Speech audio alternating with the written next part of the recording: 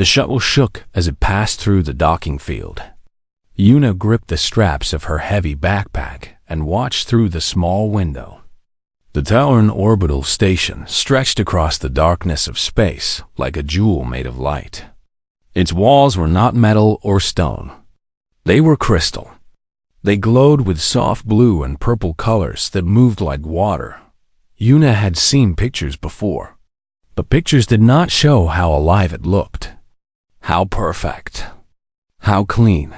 She looked down at her worn boots, at the patches on her uniform, at the old backpack sitting between her feet. It was stuffed full of equipment that she had packed herself. Wires, batteries, tools with handles made of wood and plastic. Things her grandmother would have recognized. The other members of the human delegation sat around her. They wore their best clothes. They carried tablets and communication devices. They whispered to each other about the importance of this mission. Humans needed allies. Humans needed trade. Humans needed to show they belonged among the stars. Yuna said nothing. She just watched the shuttle landed with a soft sound. The doors opened. Light poured in. It was not harsh like sunlight. It was gentle. It came from everywhere and nowhere at the same time. A group of Tauran waited for them. They were tall. Their skin was pale gray with lines of silver running under the surface. Their eyes had no whites. They were completely black with small points of light inside them, like stars. They wore no visible clothing. Instead, their bodies were wrapped in fields of energy that shifted and changed color with their moods. The leader stepped forward. His energy field was deep red. His face showed no welcome. "I am Commander Voss," he said. His voice did not come from his mouth. It appeared directly in Yuna's mind. "You will follow standard intake procedures. Your belongings will be scanned. Any dangerous items will be removed." The human ambassador, a nervous man named Director Park, bowed his head. "Of course, Commander. We are grateful for this opportunity." Voss did not respond. He simply turned and walked. The humans followed. They moved through corridors that seemed to breathe. The walls shifted. The floor adjusted to each step. Yuna noticed that the Tauran did not walk the same way humans did. They glided. Their feet barely touched the ground. Some kind of gravity manipulation, she guessed. They reached a large room filled with scanning equipment. But there were no machines that Yuna could see. No screens. No buttons. Just empty space and Tauran officers standing with their eyes closed. "Place your belongings in the center of the room," an officer said into their minds. The humans obeyed. Tablets, bags, personal items. Everything went into a pile. Yuna placed her backpack down. Last thought, an officer opened his eyes and looked at it. His energy field flickered with yellow. Confusion. "What is this?" he asked. "My equipment," Yuna said. Her voice sounded strange in this place. Too physical. Too rough. The officer reached out with his mind. Yuna felt the scan pass through her bag. She felt it touch each item inside. Copper wires. Chemical batteries. A flashlight. Mechanical switches. Smoke canisters. And something wrapped in thick lead shielding at the bottom. The officer's field turned bright yellow. Then orange. Then he made a sound that Yuna realized was laughter. Other officers gathered. They passed the information between their minds. Soon they were all laughing.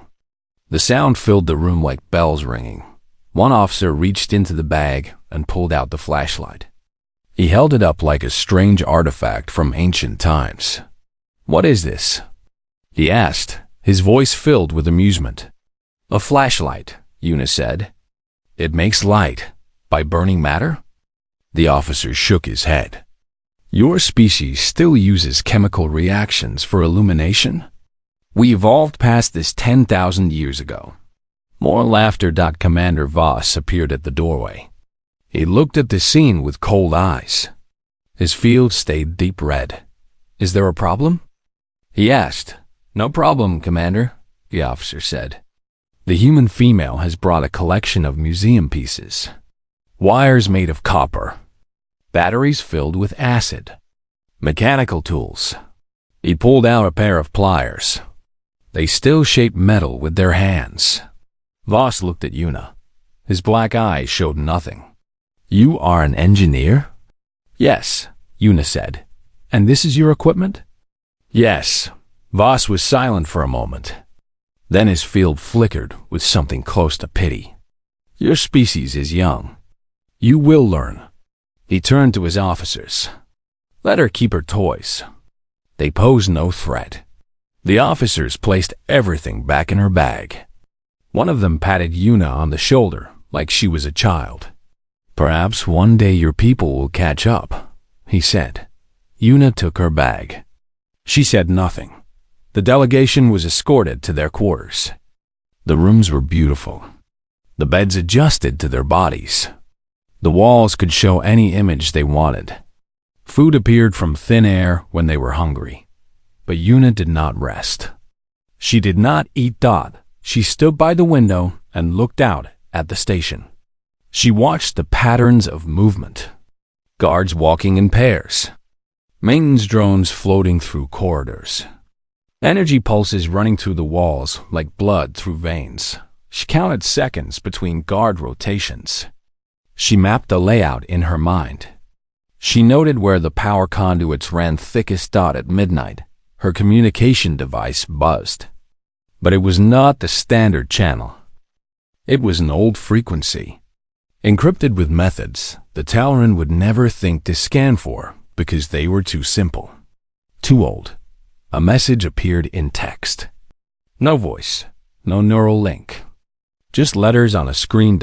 It was from Doyen, her mentor back at the human station. Una, Hannah is alive. She's being held on Deck 7. They captured her ship 3 weeks ago. They do not understand what she was carrying. They do not know what they have. You must get her out. You must get the data she carries. Everything depends on this. Be careful. Trust no one. Trust only what you can hold in your hands. Una read the message 3 times. Then she deleted it. She sat on the floor and opened her backpack. She spread her equipment around her. Copper wire, batteries, the flashlight they had laughed at, smoke canisters, lockpicks made of simple steel, night vision goggles that worked on basic infrared, and at the bottom, still wrapped in lead, the cylinder. She did not open it. Not yet. She simply looked at it. This ugly thing. This crude device. This weapon that had no quantum signature, no neural interface, no energy reading. The Tal'Aran had scanned it and seen nothing. Because there was nothing to see. Not until she turned it on. Una began to prepare. She checked every wire, every battery, every mechanical part. She tested each tool with her hands. The Tal'Aran trusted their technology completely. They had built their entire civilization on it. Their bodies depended on it. Their minds were connected to it. They had forgotten what it meant to be alone, to be dark, to be silent. Una had not forgotten. She packed her bag again and waited for the station to sleep. The Grand Assembly Hall was the largest room Una had ever seen. It stretched so far that she could not see the other end. The ceiling rose so high that clouds formed near the top. Real clouds. The Tal'Aran had created weather inside their station. Thousands of Tal'Aran filled the seats. Their energy fields made the room look like a sea of moving colors. Red, blue, green, purple, all shifting and changing as their emotions moved. The human delegation sat in a small section near the front. They looked tiny, lost, like children at an adult gathering. Director Park kept wiping sweat from his face. The other diplomats whispered nervously. They knew this was not just a meeting. It was a show. The Tal'Aran wanted to demonstrate their power. They wanted the humans to understand their place, Una sat in the back row of the human section. Her backpack was under her seat. She had refused to leave it in her quarters. The guards had laughed but let her keep it. What harm could old tools do? Commander Voss walked to the center of the hall. His red energy field burned bright. His voice entered every mind at once. "Welcome to the demonstration of Tauran advancement," he announced. "Today, our primitive guests will witness what true civilization can achieve." The hall filled with polite laughter. Not cruel, just amused. The way adults laugh at children who do not understand. The first demonstration began. A section of the floor opened. A ship rose from below. It was small, about the size of a human shuttle. But it was beautiful. Its surface was liquid silver that never stopped moving. "The Horizon-class scout vessel," Voss explained.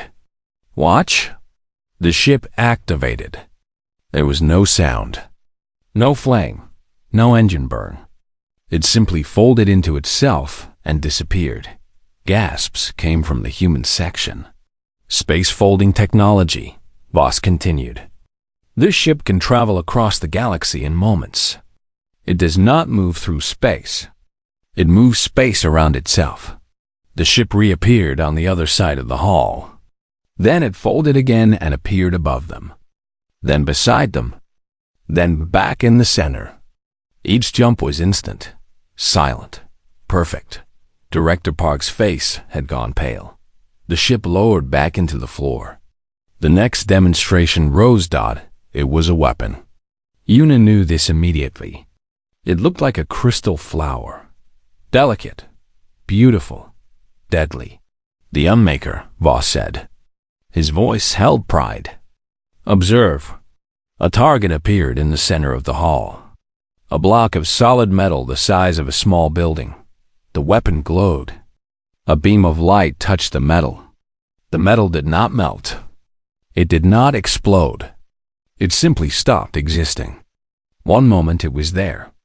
The next moment it was gone. Not destroyed. Unmade. Returned to nothing. The hall erupted in applause. Energy fields flashed with approval. Yuna watched carefully. She noted the power signature. The warm-up time? The slight delay before the beam fired. The demonstrations continued. Shields that existed in multiple dimensions at once. Medical technology that could rebuild a body from a single cell. Communication systems that sent thoughts across light years instantly. Each one was more impressive than the last. Each one made the humans feel smaller. After 2 hours, Voss raised his hand. The hall fell silent. "We have shown you what the Tauran can do," he said. "Now, in the spirit of cultural exchange, we invite our human guests to share their own innovations." He smiled. It was not a kind smile. "Surely, you have something to show us?" The humans looked at each other.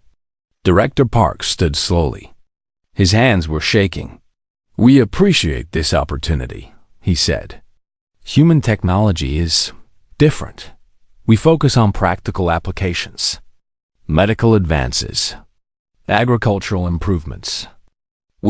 Practical? Voss interrupted. "Show us something, anything. Let us see what humans have created." The silence was heavy. The human diplomats looked at their tablets, their devices. Nothing they had could compare to what they had just witnessed. Then Una stood up. Director Park turned to her. "Engineer Una, sit down," he whispered. "This is not the time." But Una was already moving. She picked up her backpack and walked toward the center of the hall. The Tauran watched her with curiosity. Her boots made sounds on the floor. Real, physical sounds. The energy fields around her flickered with yellow amusement. Commander Voss looked down at her. "The engineer with the museum collection," he said. "What do you wish to show us?" Una set her backpack on the floor. She opened it slowly. The Tauran leaned forward. Their minds reached out to scan her equipment. She pulled out a bundle of copper wires. The hall filled with quiet laughter. She pulled out a box with mechanical switches. The laughter grew louder. She pulled out chemical batteries, smoke canisters, a flashlight. Each item brought more amusement. Finally, she pulled out the lead-wrapped cylinder.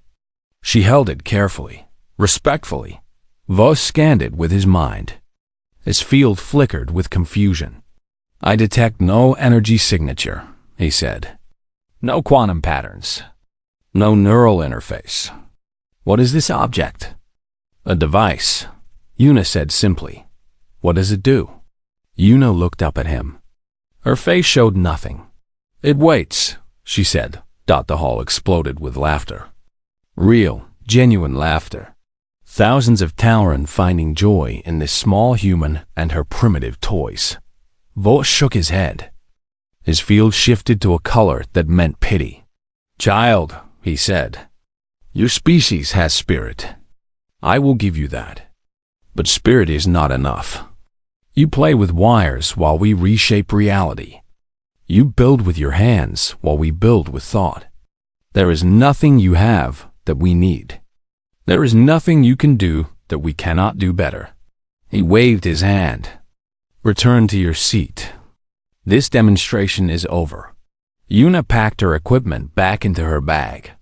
She walked back to the human section without a word. Director Park grabbed her arm. "What were you thinking?"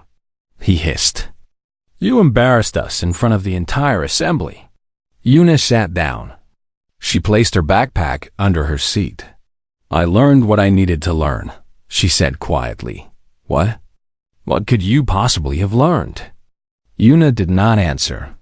She had learned that the weapon had a 3-second warm-up time. She had learned that the shields only protected against energy attacks.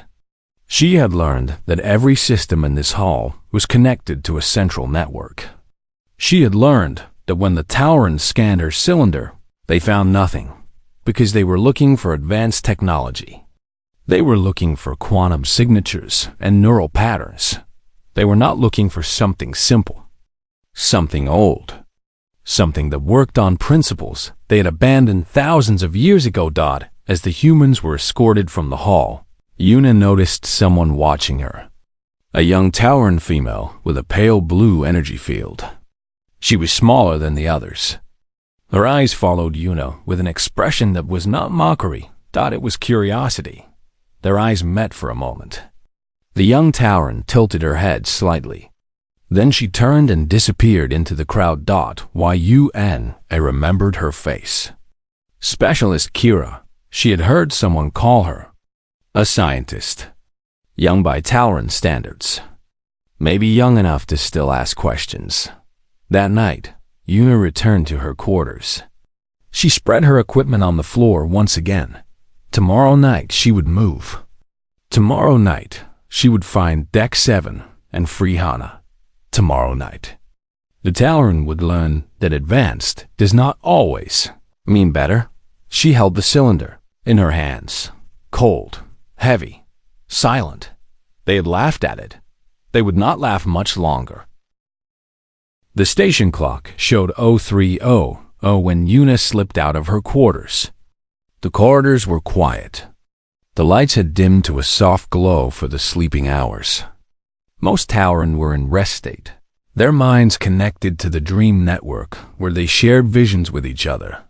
Una moved quickly but carefully. Her boots had soft soles that made almost no sound. Her backpack sat heavy on her shoulders. Every item inside had a purpose. Every wire, every battery, every tool. The main corridors were watched by sensors. Neural scanners that detected thought patterns. Energy monitors that tracked life signs. Any human walking through them would trigger alerts immediately. But Una did not use the main corridors. She found a maintenance panel near the floor. It was small, designed for cleaning drones that no longer existed. The Tauren had stopped using physical cleaning machines centuries ago. Now they used energy fields that simply removed dirt from existence. But the maintenance tunnels remained, forgotten, abandoned. too unimportant to seal. Yuna opened the panel with a simple screwdriver. The Tauren had no screws anymore. They had no need for tools that turned and twisted. Everything they built was held together by force fields and molecular bonds. She crawled inside. The tunnel was dark and dusty. Her flashlight cut through the blackness. The same flashlight they had laughed at. The one that burned matter for illumination. She moved through the tunnels for an hour. Her map was in her mind, memorized. No tablet. No device that could be tracked. Just knowledge stored the old way. The human way. Finally, she reached Deck 7. She pushed open another panel and stepped into a corridor. This one was different from the rest of the station. The walls were darker. The lights were harsh. This was a prison wing. A place where the Tauren kept things they did not want others to see. 2 guards stood at the main entrance. They were larger than normal Tauren. Their energy fields were dark red, almost black, military, enhanced. Their bodies hummed with embedded technology. Yuna stepped out of the shadows. The guards saw her immediately. Their fields flickered with surprise, then amusement. A human? One of them said into her mind. How did you get here? I walked, Yuna said. The guards looked at each other. The first one reached out with his mind to trigger the alarm. Nothing happened. He tried again. Still nothing. Yuna had already cut the signal cables in the maintenance tunnel. Simple copper wires that connected this section to the main network. The Tauren had forgotten they existed. Backup systems from an age before wireless was everywhere. The guard's field turned orange with confusion. He stepped toward her. You will come with us, he said. You will be questioned. Yuna reached into her backpack. She pulled out the cylinder. No, she said. I will not. She twisted the cap, pressed the button, and activated the device. The effect was instant. Every light went out. Not dimmed, not flickered. Out. Complete darkness fell on Deck 7 like a solid wall, but it was more than darkness. The guards screamed. Real screams. Physical sounds torn from their throats. Their energy fields died. Their neural links went silent. Every piece of technology in their bodies stopped working at once. They collapsed to the floor. Their enhanced muscles needed power to function. Their artificial hearts needed signals to beat. Without the network, they were nothing but flesh and confusion.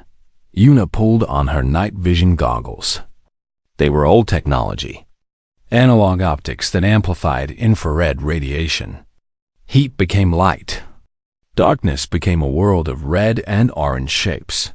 She stepped over the fallen guards and moved into the detention wing. The null field spread outward in a sphere. It was not large, maybe 50 meters in every direction. But within that sphere, advanced technology died. Quantum computers crashed. Neural links dissolved. Energy weapons became useless metal. The device was ugly. It was crude. It used principles that the Tauren had abandoned 10,000 years ago. Electromagnetic pulses. Quantum disruption. Signal jamming on every frequency at once. The Tauren had never considered such an attack. Why would anyone build a weapon that destroyed technology? Technology was life. Technology was everything. But humans remembered a time before technology. Humans still knew how to live in the dark. Yuna moved through the prison. Cell after cell. Most were empty. Some held other species. Prisoners from a dozen worlds. They looked at her with confusion and fear. Stay quiet, she told them. Stay down. I will return for you if I can. She found Hannah in the last cell. Her friend was sitting on the floor. Her clothes were torn. Her face was thin, but her eyes were alive. They widened when she saw Yuna. Yuna? Hannah whispered. How? Later, Yuna said. Can you walk? I think so. The cell door was sealed with quantum locks, unbreakable by any normal means. But the null field had made them inert. Dead metal instead of living technology. Una knelt by the door. She pulled out her lockpicks. Simple steel tools shaped by human hands. She felt the mechanism inside. Old, mechanical. A backup system installed centuries ago and never removed. The lock clicked open. Hana stumbled out. Una caught her, held her up. The data, Una said. Do you still have it? Hana nodded. She touched a spot behind her ear. Implanted. Biological storage. They scanned me, but found nothing. They don't know about organic memory chips. Una smiled. Then let's go. They moved back through the corridors. The null field moved with them, centered on the cylinder in Una's bag. Around them, the station groaned. Systems that had worked perfectly for thousands of years were failing. Lights flickered in the distance. Alarms tried to sound but produced only static. They reached a junction. A corridor stretched ahead. 50 meters to the maintenance tunnels. 50 meters to Freedom. A figure stepped out of the shadows. Commander Voss. His energy field was gone. His silver-lined skin looked dull and gray. But he was standing, walking. His eyes burned with rage. Impossible, he said. His voice was rough, unused to speaking physically. How are you doing this? A backup system, Una said. You have a biological redundancy. Your rank comes with it. You know much about us. I watch. I listen. I learn. Voss stepped closer. Even without his technology, he was dangerous. Taller than Una, stronger, trained for combat. Your primitive device, he said. It will run out of power. It will fail. And when it does, I will take you apart piece by piece. Una reached into her bag. She pulled out a canister. Perhaps, she said, but not today. She threw the canister at his feet. It exploded in a cloud of white smoke. Chemical compounds that irritated eyes and lungs. Old technology. Simple chemistry. Voss choked, stumbled. His enhanced body had forgotten how to deal with such basic attacks. Una grabbed Hana and ran. They reached the maintenance tunnel, crawled inside, moved as fast as they could through the darkness. Behind them, Voss screamed in rage. But he could not follow. The tunnel was too small. His enhanced body was too large. And without his technology, he could not see in the dark. Una and Hana kept moving. Through tunnels. Through forgotten passages. Through the bones of the station that the Toweran had stopped thinking about long ago. The null field hummed in her bag. Its power was dropping. It would last another hour at most, but an hour was enough. They emerged near the docking bay. Una checked her goggles. Guards were everywhere. But they were stumbling, confused. Their technology was failing. Their perfect world was falling apart. Una saw their shuttle. Old human design. Chemical engines. Manual controls. Everything inside was shielded against electromagnetic interference. They just had to reach it. Una turned to Hana. Ready? Hana nodded. Her face was pale but determined. Then run. They ran. The docking bay was chaos. Towerans stumbled through the half-darkness like blind creatures. Emergency lights flickered on and off. Some worked on old power systems. Others were dead completely. Una held Hana's arm and pulled her forward. Her night vision goggles showed everything in shades of red and orange. Heat signatures. Body shapes. The path ahead. Guards tried to stop them. But the guards could not see. Their eyes depended on neural enhancements that no longer worked. They reached out with hands instead of minds. They shouted with voices instead of thoughts. It was strange. Almost sad. These powerful beings reduced to stumbling in the dark, like children. Yuna did not stop to feel sorry for them. They reached the human shuttle. It sat in its docking cradle like an old friend. Its metal hull was dented and scratched. Its paint was faded. Next to the sleek towering ships, it looked like a relic from ancient times, but it was real. It was solid, and it would fly. Yuna pulled open the manual door release. No energy field, no neural lock, just a lever that moved when you pushed it. Inside, she said to Hana, "Get to the control cabin.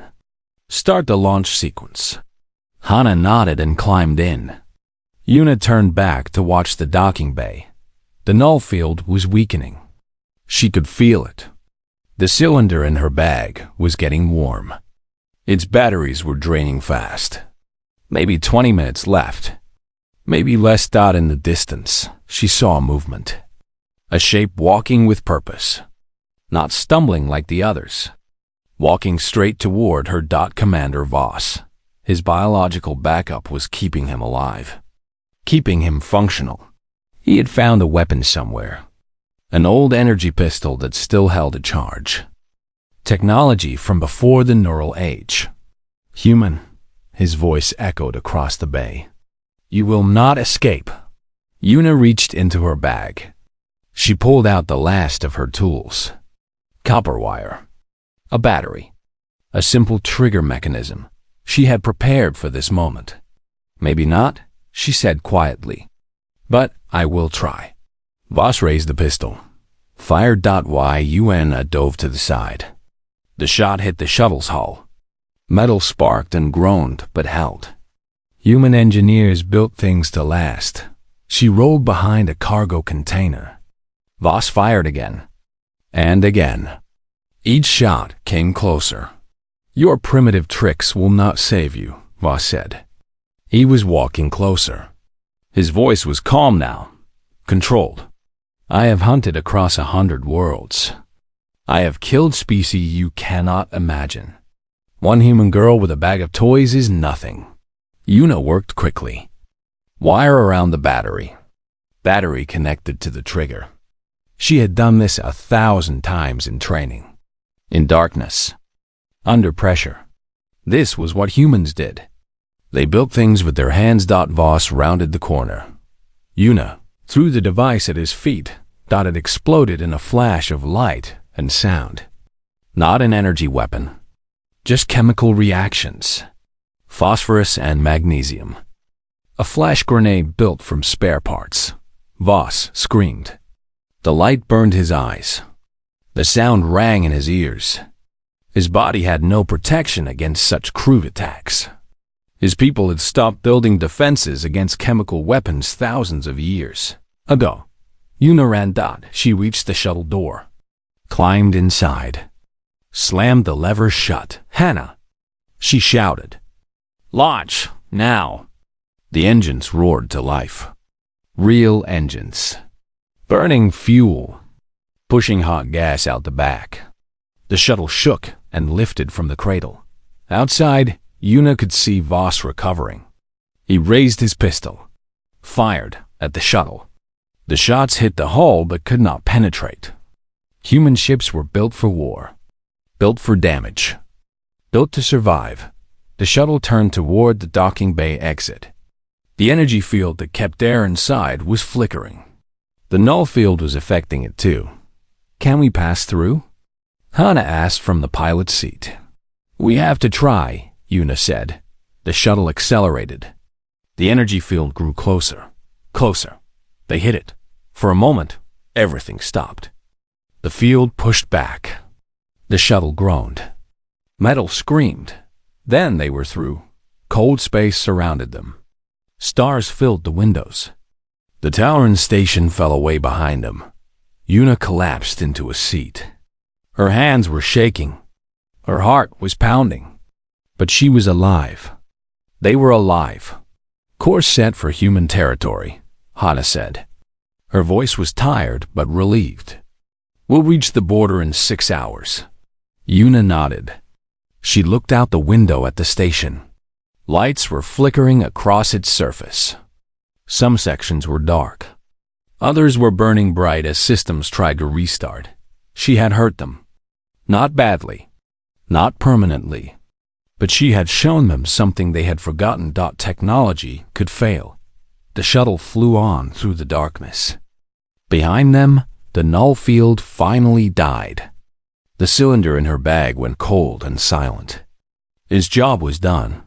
Una reached for the communication system. Old radio waves, slow, simple, impossible to jam with modern technology. She sent a message to Doyun. Package secured. Returning home. A response came minutes later. Just 3 words.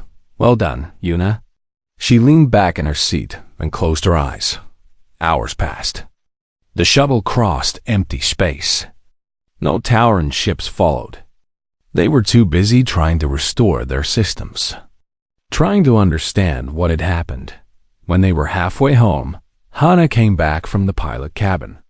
The data is intact, she said. Everything we gathered. Everything we learned about their weaknesses. It's all here. She touched the spot behind her ear where the organic memory chip was implanted.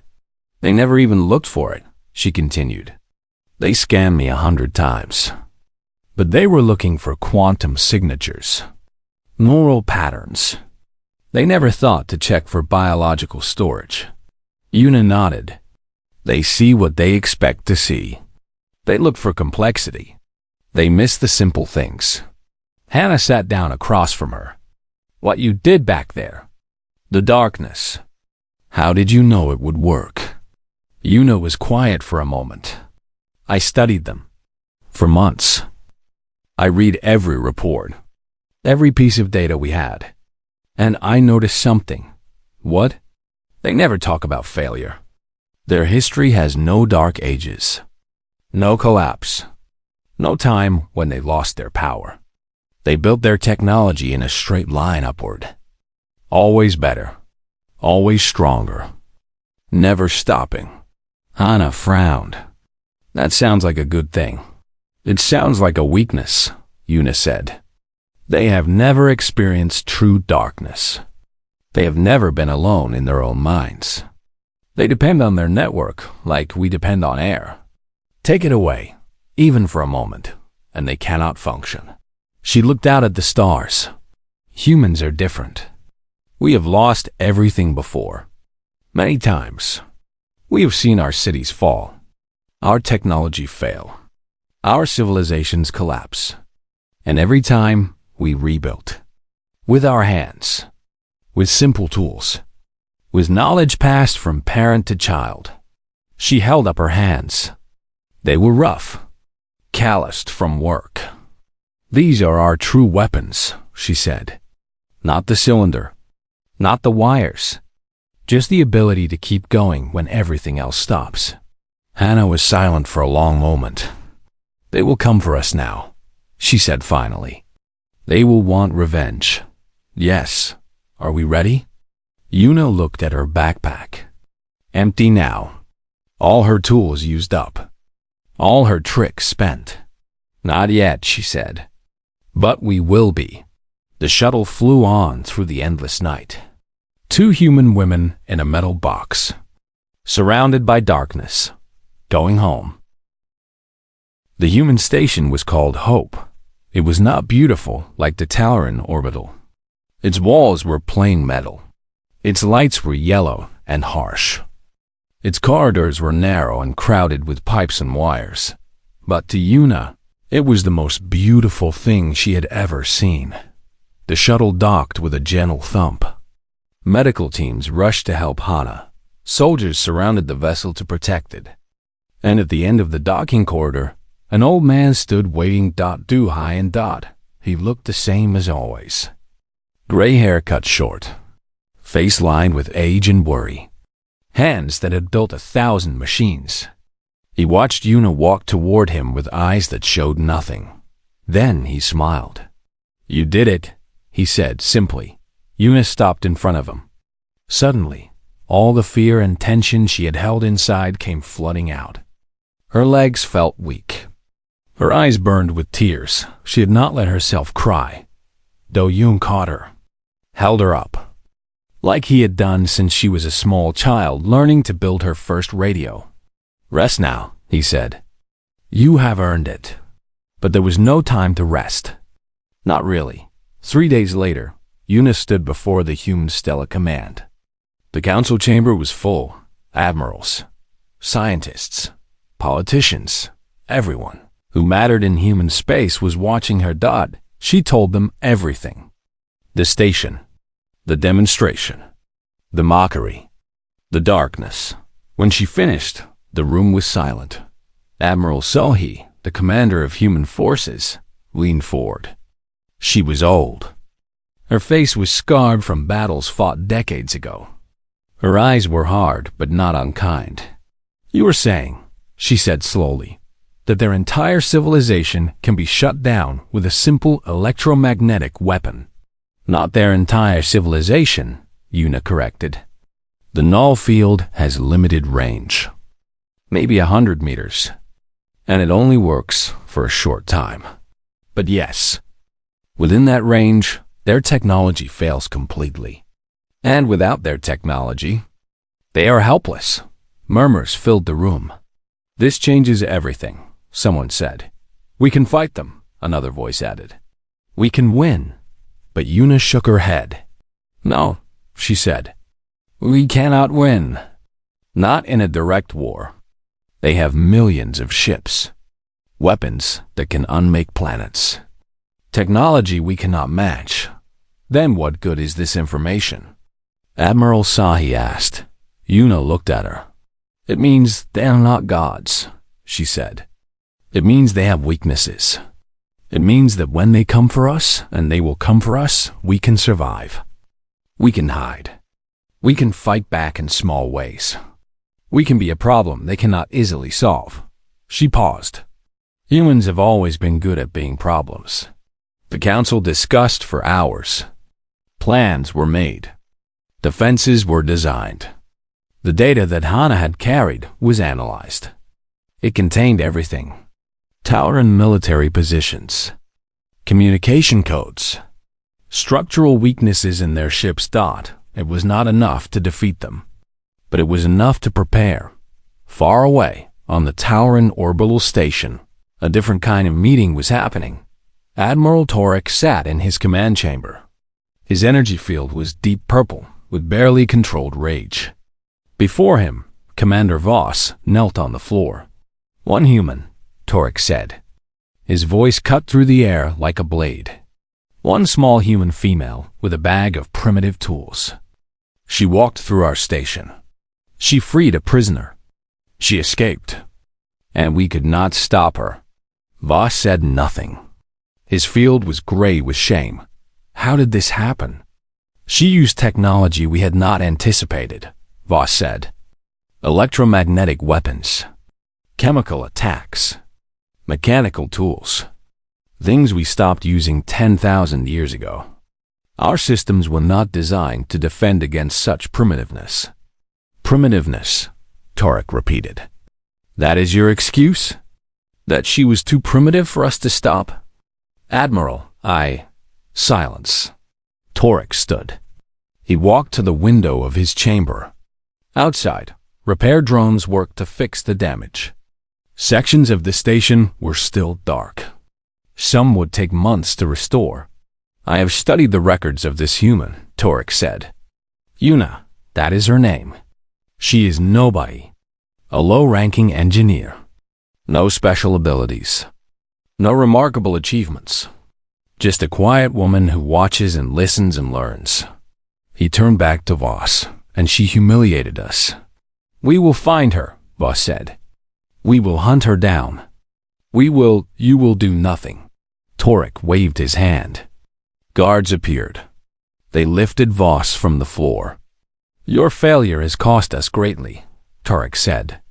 "You will face the tribunal. Your fate will be decided by others." Voss was dragged away. He did not resist. There was no point. After he was gone, another figure entered the chamber. Smaller, younger, her energy field was pale blue. Specialist Kira. You wish to see me, Admiral? She asked. Tark studied her. You were at the demonstration. You saw the human display her tools.